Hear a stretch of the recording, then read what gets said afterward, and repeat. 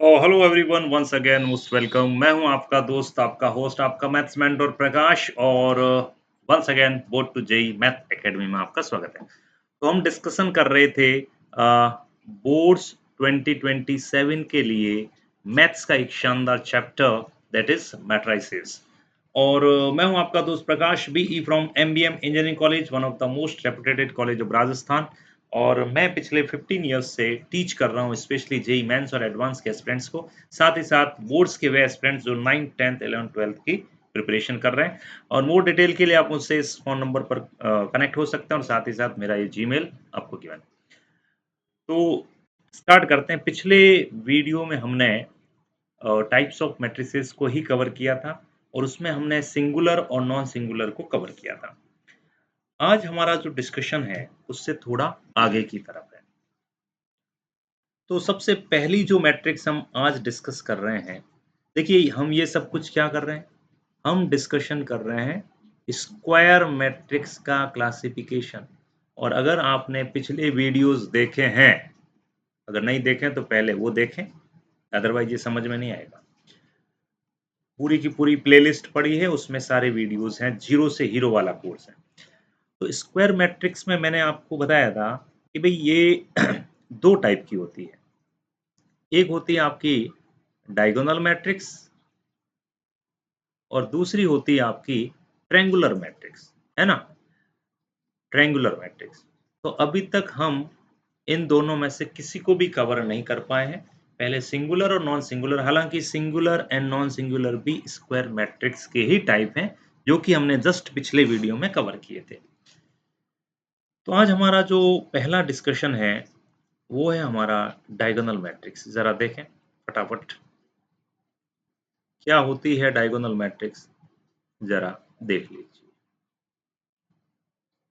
Diagonal matrix, अब नाम से ही पता चल रहा है कि जैसे मैं कोई एक मैट्रिक्स लिखता हूँ, सपोज A इक्वल्स टू, यहाँ लिख दिया मैंने D1 0 0 0 D2 0 0 0 D3।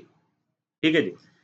तो ऐसी मैट्रिक्स जिसका प्रिंसिपल डायगोनल नॉन जीरो हो, मतलब प्रिंसिपल डायगोनल मरे नहीं, ये जिंदा रहे, ऐसी मैट्रिक्स को हम क्या कहते हैं, इसे हम डायगोनल मैट्रिक्स कहते हैं। डेफिनेशन क्या है इसकी, डेफिनेशन ये है बेटा, ध्यान से समझना, मैं वर्ड यूज कर रहा हूं, matrix having diagonal non zero. अब इसका मीनिंग क्या है, इसका मीनिंग बहुत गहरा है, ध्यान रखना। इसका मीनिंग ये है कि एटलीस्ट D1 D2 या D3 में से कम एक तो नॉन जीरो होना ही चाहिए। भाई सारे जीरो हो गए तब तो जीरो मैट्रिक्स बन जाएगी।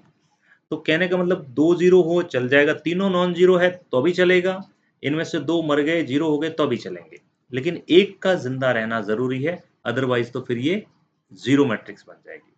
पहली कंडीशन तो ये है। दूसरी कंडीशन आप जरा देखें, इसके डायगोनल के एलिमेंट सेम भी हो सकते हैं, अलग अलग भी हो सकते हैं, दोनों ही बातें। तो अब यहाँ पर ये, इसको अगर मैं एलिमेंटल फॉर्मूला स्टाइल में लिखूंगा ए आई जे, तो इसको कैसे लिखूंगा बताओ। तो आप कहोगे सर ए आई जे की वैल्यू जीरो है, कब, hello, when I is not equal to J. देख लीजिए आप, ए आई जे, ये पूरा का पूरा जो आपका डायगोनल है, डायगोनल में तो आई और जे इक्वल होते हैं, पिछले वीडियोस में हमने डिस्कस किया। और दूसरा हम लिख सकते हैं A I J equals to D I when I equals to J. तो डी आई मतलब D1 D2 D3 जो भी है वो आपका कवर हो जाएगा। ये डायगोनल मैट्रिक्स की खास बात होती है। आई होप समझ में आ गया होगा। डायगोनल मैट्रिक्स मतलब जिस मैट्रिक्स का डायगोनल नॉन जीरो रहे, बस इतना सा ध्यान रखना है। ठीक है जी, अच्छी बात है सर, आगे बताएं। बता रहे हैं, सब्र रखें। डायगोनल मैट्रिक्स से ही जस्ट मिलती जुलती है बेटा जी आगे आपकी scalar matrix. Scalar matrix, sir ये बेर क्या बला है, देखिए।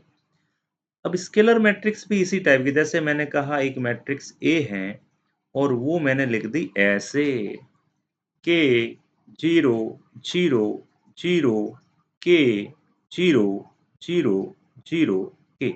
अब जरा ध्यान से देखो सर, ये और ये तो सेम ही है, तो मैं यही तो कह रहा हूँ स्केलर मैट्रिक्स भी डायगोनल मैट्रिक्स हो सकती है, but diagonal matrix scalar matrix नहीं हो सकती, अभी देखेंगे आगे।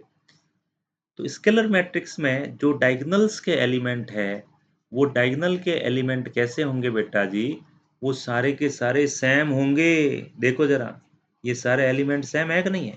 हाँ जी, यही फर्क है, डायगोनल में अलग हो सकते हैं, स्केलर में सेम होंगे। और अगर मैं इसको ऐसे लिखूंगा ए आई जे इक्वल्स टू, बोलो के, कब? जब आई आपका जे के इक्वल है, अदरवाइज 0 कब? जब आई आपका जे के इक्वल नहीं है। ये चीज समझ में आ गई आप? इसको कहते हैं स्केलर मैट्रिक्स। स्केलर मतलब आपका डायगोनल में एक ही जैसे एलिमेंट होंगे। तो एक छोटा सा क्वेश्चन जो बोर्ड्स में पूछा गया था, जरा देखें, क्वेश्चन ध्यान से लिखना। If sum of all elements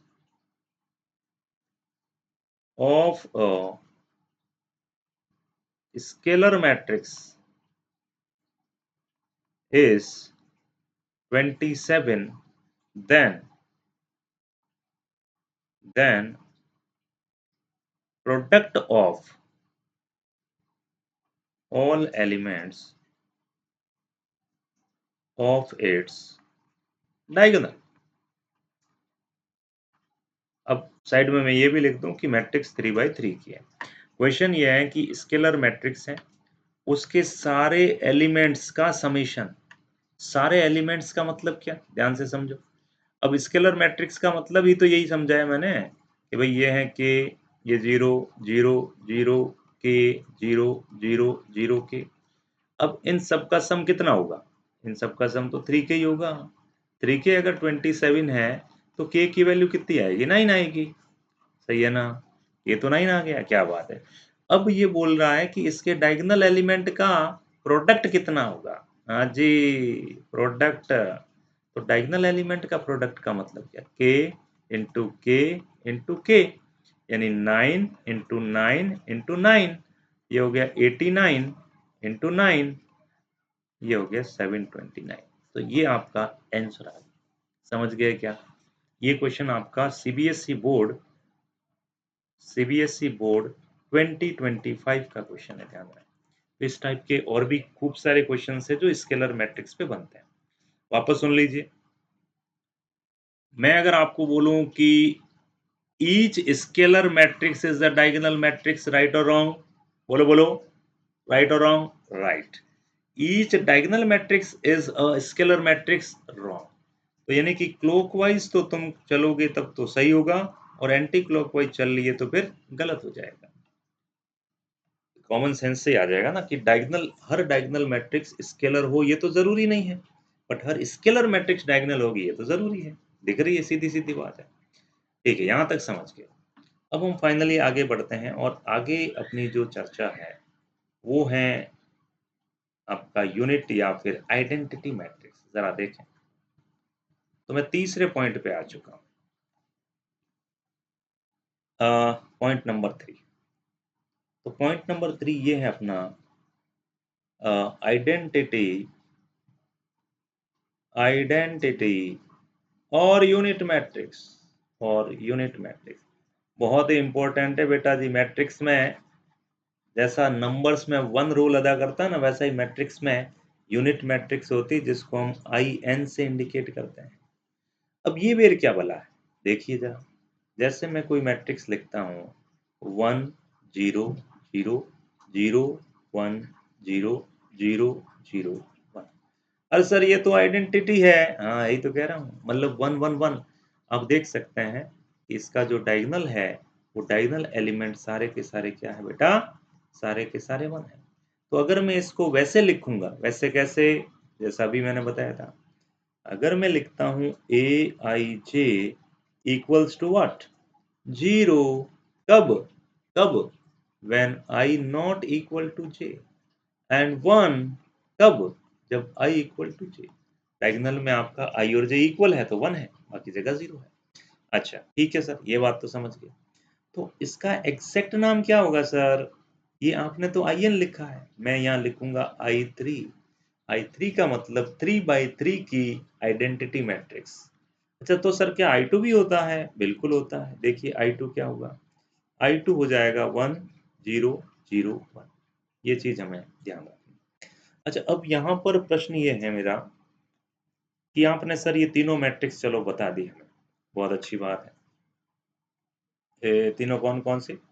वापस मैं इसको एक चार्ट की फॉर्म में बता रहा हूँ, समझना आराम से। एक तो मैंने बताया आपको डायगोनल मैट्रिक्स, ठीक है। अब डायगोनल की है दो बेटियां, एक कौन सी थी? स्केलर मैट्रिक्स, और एक बेटी है आपकी आइडेंटिटी या यूनिट मैट्रिक्स। बहुत बढ़िया। और ये सारी किसकी बेटियां हैं? सारी हैं स्क्वायर मैट्रिक्स की बेटियां। तो अब यहाँ पर कुछ क्वेश्चंस आते हैं स्पेशली एनडीए एग्जाम में। एनडीए के अंदर ऐसे स्टेटमेंट वाले क्वेश्चंस बहुत हैं। क्या? Each identity matrix is a scalar matrix, right और wrong? Yes, absolutely right. Each scalar matrix is a diagonal matrix, right और wrong? Yes, absolutely right. Each identity matrix is a diagonal matrix, right और wrong? Yes, absolutely right. लेकिन उल्टा उल्टा पढ़ के देखो तो, उल्टे करो सारे। कैसे उल्टे कैसे करोगे? ऐसे उल्टी नहीं करना, उल्टे करना का बोला है। हाँ। Each diagonal matrix is a scalar matrix? No. Each diagonal is a identity matrix? No. Each scalar is a identity matrix? No. यानी ये चार्ट केवल क्लॉकवाइज ही ट्रू माना जाएगा, और अगर इसको आपने एंटी क्लॉकवाइज घुमाने की कोशिश की तो ये फॉल्स हो जाएगा। समझ गए क्या? आई होप समझ में आ गया होगा ये तीनों मैट्रिसेस। इसको हम आगे और प्रोसीड करेंगे। आज के लिए इतना ही। चैनल पर नए हैं तो सब्सक्राइब जरूर करें और नोट्स बनाएं अच्छे से, क्योंकि मेरी जो क्लासें हैं वो आपके बोर्ड्स आरबीएससी और सीबीएसई दोनों के लिए equally relevant. Thank you so much.